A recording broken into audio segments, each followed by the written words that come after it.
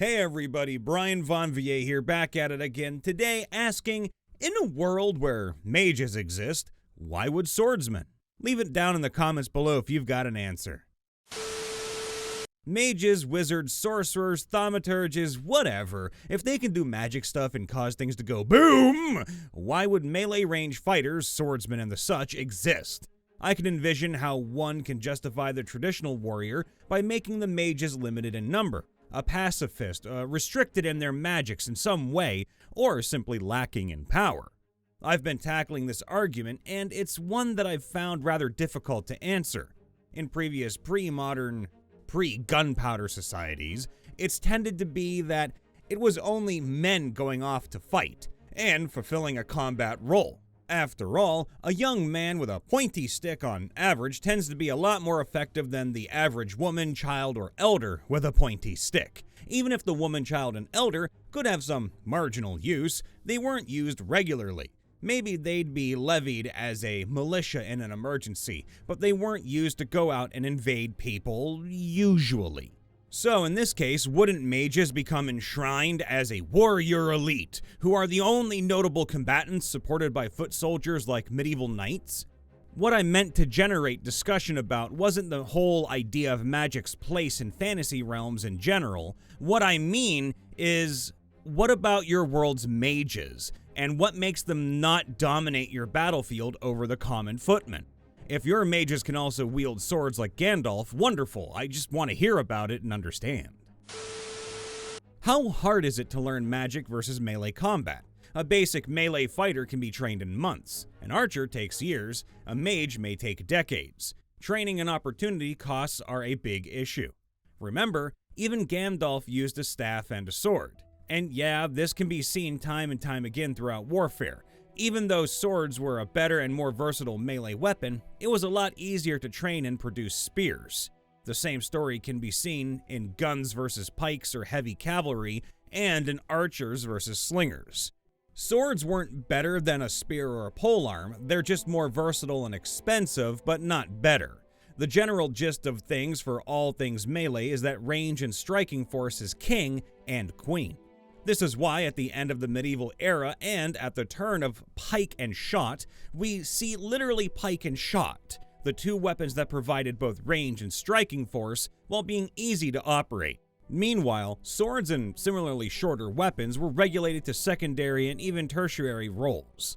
The versatility of the sword was why I said it was better than the spear, as how combat often resulted in close fighting made it better than a spear.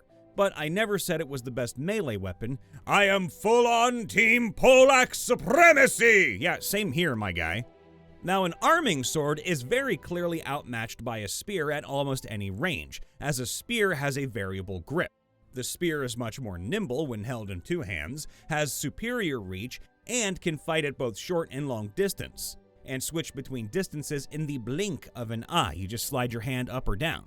Sure, when you close in with a sword, the spearman loses some of the advantage, but that's just it. You'll have to close in. 9 times out of 10, you'll lose that trade against an opponent of equal skill and equipment, and 10 out of 10 times, you risk your life even if you're the superior fighter.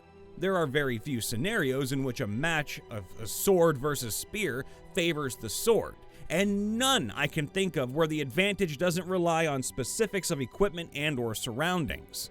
Sword and shield levels the field to a degree depending on the shield, but spear and shield again has a slight advantage, or so I think.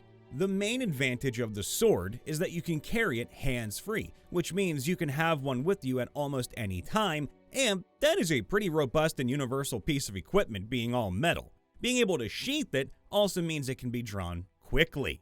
It's the perfect sidearm, but it requires a much higher skill level for a sword bearer to win against a spearman, all other things being equal, than the other way around.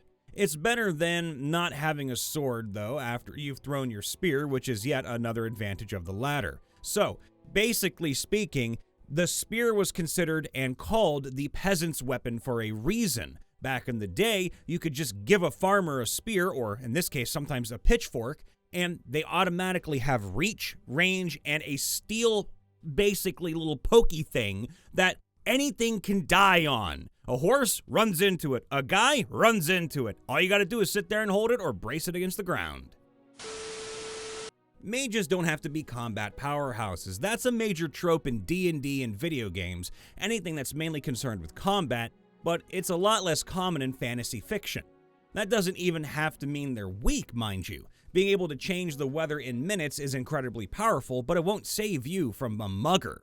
There are a million cool, flavorful things that a wizard might do that aren't shooting fire and lightning or summoning undead and demons.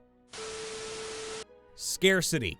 It's like saying, why don't we make all our wires out of silver? Copper is an inferior conductor, so what justifies copper wiring? Well, silver is a lot harder to come by than copper. Most people don't have the intellect to be a magic user, and if you're building an army, you're going to need more than a few dozen mages to do any real damage. Possible options. Magic is an innate quality. Only people who are born able to use it can use it. Complexity.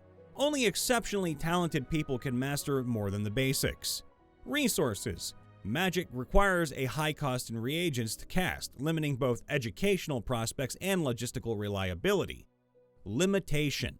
Magic takes a huge toll on the energy and health of its wielder, making it impractical for protracted engagements.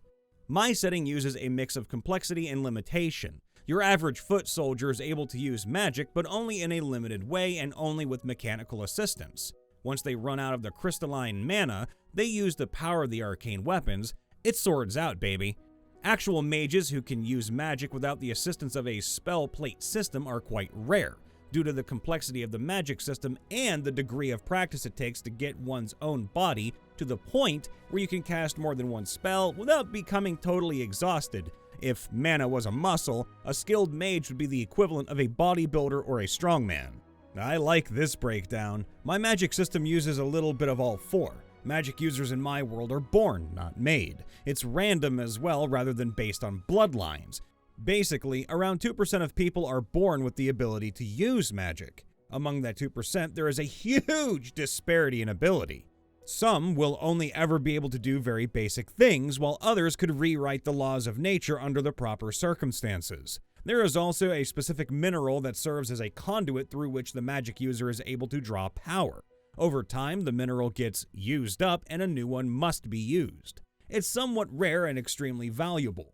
Finally, depending on how complex the magic is, it puts a mental strain on the user.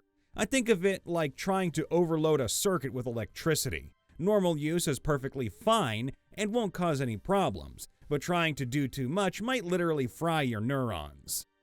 This is the best answer in the whole thread. It doesn't assume anything about the magic system in question. It just provides a setting-neutral explanation of potential limiting factors of magic, then an example. We currently live in a world where nuclear weapons and jet fighters exist, but a dude with a gun is still the most common type of combatant. To build on your answer, tanks exist, yet they still need the support from dudes with guns to be effective. Just like a single unsupported tank will get overwhelmed by guys with handheld anti-tank weapons, a single unsupported mage will get overwhelmed by guys with anti-mage weapons. Assuming that mages are still as squishy as the rest of us, all it takes is a single arrow.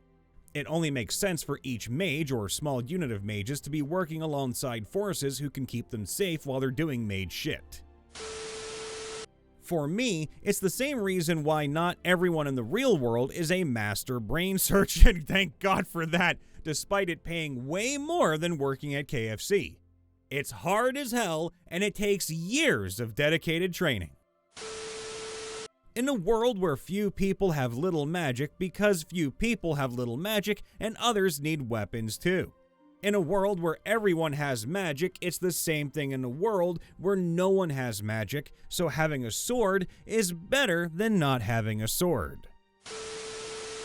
The most obvious answer is that performing magic would require a certain level of talent and intellect that not everyone possesses. Then, of course, there could be people that frown upon magic in general, for religious reasons, or they might just see it as a violation of natural laws. If it's a world where magic is something innate that you're born with, well, it stands to reason that some people are born without it.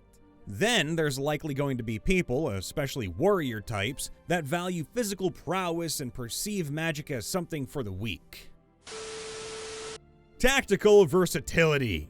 It's the same reason why we have riflemen despite having aircraft carriers.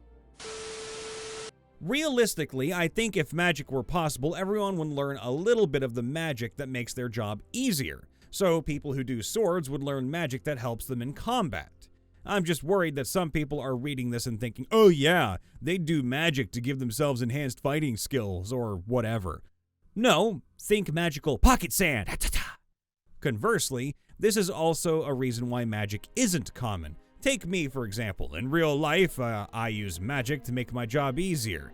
I know how to code, which this narrator does not and wishes he did. A lot of people don't know how to code me. Knowing a little bit of coding could potentially make their jobs easier, depending on the job they have. But not everyone has the aptitude or even the desire to learn to code. So there's lots of people in the world who do office work without knowing how to code, even though it could potentially help them like it has helped me. At the end of the day, you need people to occupy places. Will your mages, with their status and more important shit to do, patrol the streets, collect taxes, and take care of the logistics? Probably not. They may be better employed making spell bombs or regrowing people's limbs. Magic can also have its limitations, like mages not being able to cast spells all day, or magic having inherent weaknesses or dangers to it. Magic can also be a lot more useful in non-combat situations, and a mage can be better employed manufacturing, communicating, or moving things around than blasting.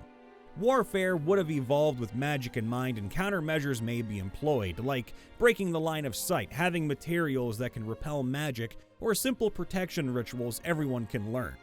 You can even have your armies form into magical symbols to enhance or nullify magic. Mages can be good at nullifying each other, making any mage versus mage scenario a stalemate. Regular people, on the other hand, can maybe become badass enough to tank magic without too much of a problem. Now, before we end the video, I just want to say, if you want to do something really weird, look up why spears were never put into Oblivion or Skyrim. Todd Howard basically stated, and I quote, "Magic replaced the spear." No, it didn't. You just got lazy, everybody. Brian Von VA back at it again, checking in after the vid with a little bit of that info for you to look up. I hope everybody has a great time. Make sure to leave a like, subscribe, ring that bell, and of course leave a comment down below talking about why mages exist, and if that would just kind of cancel out the whole idea of melee combat in all sorts of forms. We love you all. Be safe, be happy. See you next time.